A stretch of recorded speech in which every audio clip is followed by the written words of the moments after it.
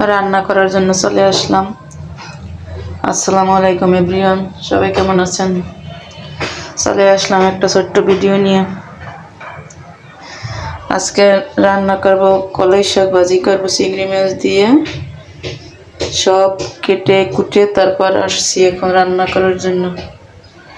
আর এইটাই চিংড়ি মাছ দিয়ে তারপর বড়া বানাবো। সব কিছু দিয়ে রাখছি, এখন মেখে নিব।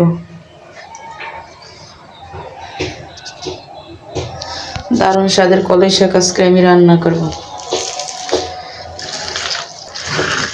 এই বড়াটা খেতে খুবই মজা হয়। এই তো আমার মাখানো শেষ, এখন কিছুক্ষণের জন্য রেখে দিব।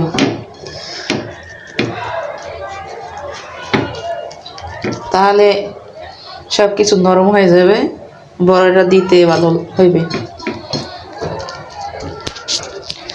এখন আমি কলাই শাকটা চড়াবো। বিশাল পাতিল নামাইছি কলাই শাক ভাজি করার জন্য।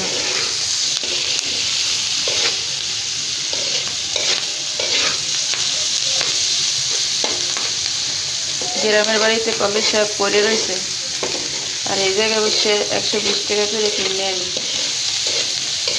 গ্রামে খায়ও না মানুষ, আর আমরা মানে এই জন্য গরুর মাংস রাইখা তারপর খাই।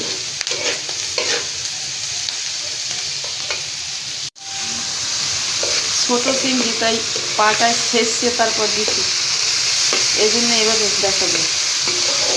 এই তুই তখন খাইতে মন চায়। সেই কষানো আমার শেষ, এখন আমি শাকগুলো দিব।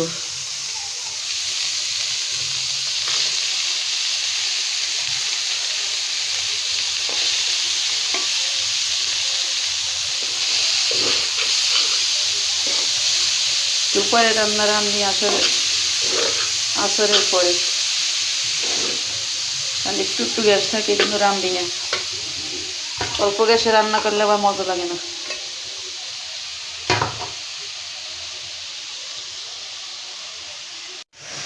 গ্রামের মানুষ এই কলাই শাকের দিনে সকালবেলা অথবা বিকেলবেলা সবাই একসাথে 5 জন 6 জন মিলে তারপর কলাই শাক তুলতে যায় খেতে।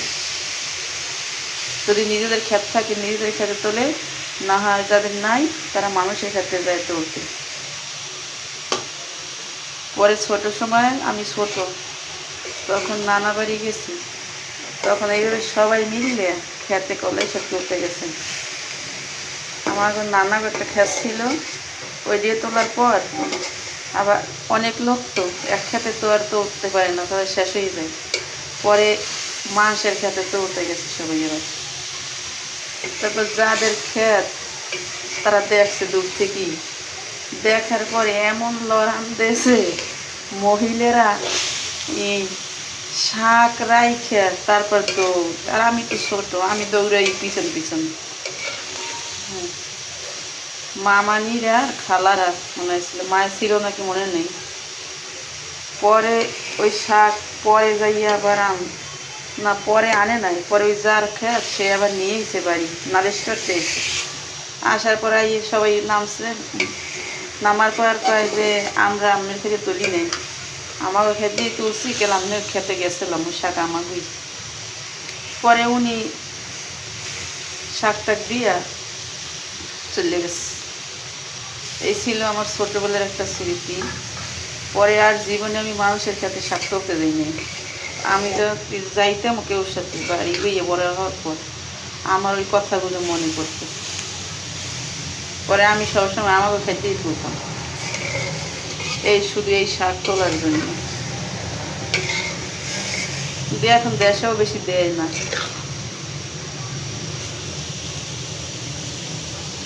হয়ে গেল আমার কলাই শাক রান্না করা। এরা রান্না করতে বেশি সময় লাগে না, অল্প একটু সময়ের মধ্যেই হয়ে যায়।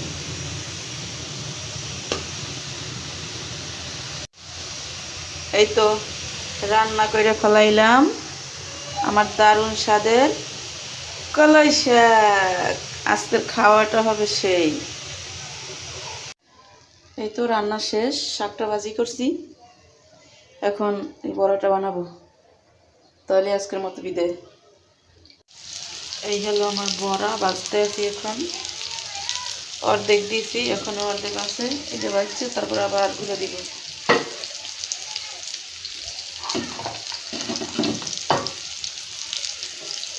এই যে অর্ধেক রয়েছে।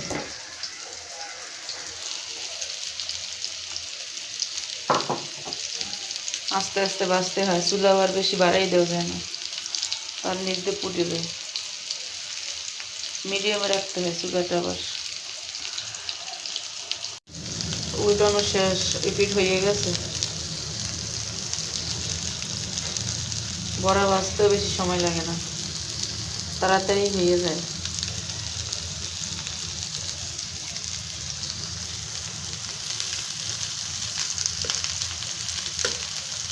এই যে রিপিট হয়ে গেছে, এখন উঠাবো আমি।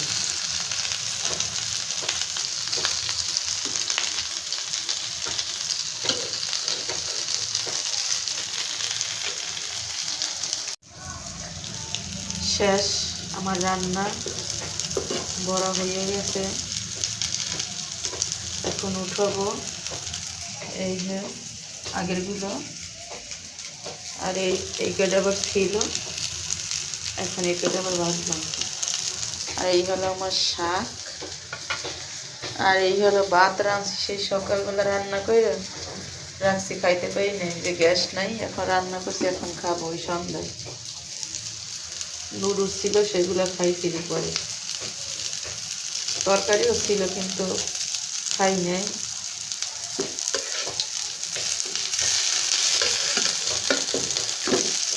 এই হলো আমার আজকে রান্না বান্না। কেমন হলো ভিডিওটি? ভালো লাগলে লাইক কমেন্ট। আল্লাহ হাফেজ, বিদায়, আবার দেখা হবে ভিডিওতে। এই তৈরি হয়ে গেল আমার দারুণ স্বাদের কলাই শাক ভাজি, আর চিংড়ি মাছের বড়া, আর চিংড়ি মাছ দিয়ে পেঁয়াজ কলি। আমার চিংড়ি মাছগুলো ছোটো, এজন্য আমি ছেঁচে দিছি, এজন্য এমন দেখা যায়। দারুণ স্বাদের কলাই শাক।